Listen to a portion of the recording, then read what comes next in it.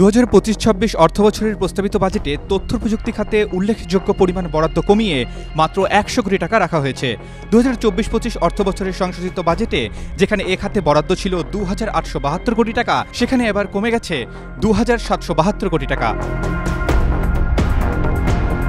অর্থ উপদেষ্টা জানান, তরুণ উদ্যোক্তাদের সহায়তা দিতে স্টার্টআপ তহবিল হিসেবে আইসিটি খাতে ১০০ কোটি টাকা বরাদ্দ রাখা হয়েছে।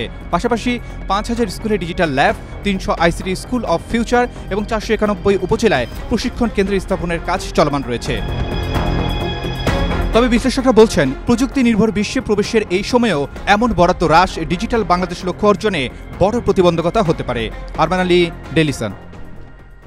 For more updates, follow us on Facebook. Subscribe our YouTube channel. Get the latest update on www.daily-sun.com.